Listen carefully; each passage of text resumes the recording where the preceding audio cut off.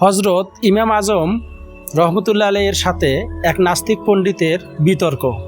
একবার আল্লাহর অস্তিত্ব অস্বীকারী এক নাস্তিকের সাথে আমাদের হজরত আবু হানিফা রহমতুল্লাহ আলাইহির মোনাজারা হয়েছিল।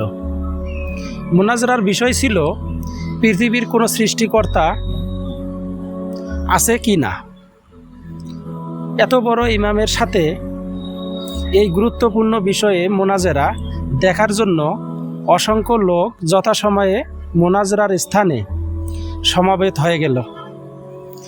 নাস্তিক লোকটি যথাসময়ে পৌঁছে গেল, কিন্তু হজরত ইমাম আজম নির্ধারিত সময়ের অনেক দেরিতে সমাবেশে তশরিফ আনিলেন। নাস্তিক পণ্ডিত ব্যক্তি জিজ্ঞাসা করলেন, আপনি এত দেরিতে আসলেন কেন?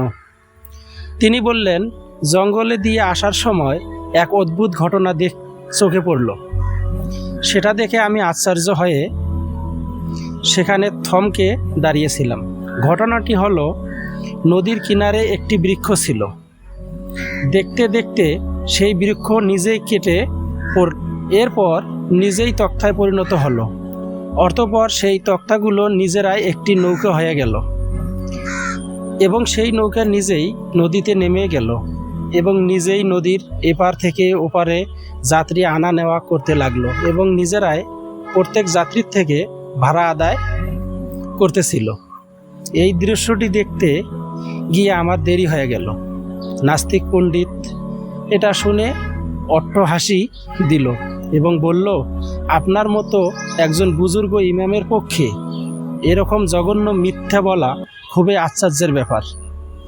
এরকম কি নিজে নিজেই কিছু হতে পারে? কোনো কারিগর না থাকলে এরকম কাজ কিছুতেই হতে পারে না। হজরত ইমাম আজম বললেন, এটা তো কোনো কাজেই না। আপনার মতে তো এর থেকে অনেক বড় বড় কাজ এমনিতেই হয়।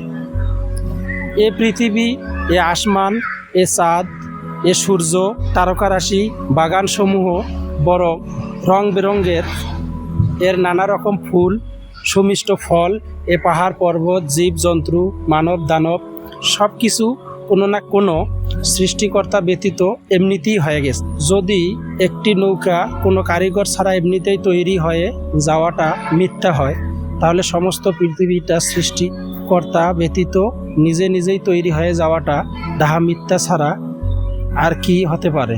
নাস্তিক পণ্ডিত তার এই বক্তব্য শুনে আশ্চর্য হয়ে গেল এবং সঙ্গে সঙ্গে তার ভুল ধারণা ত্যাগ করে মুসলমান হয়ে গেল।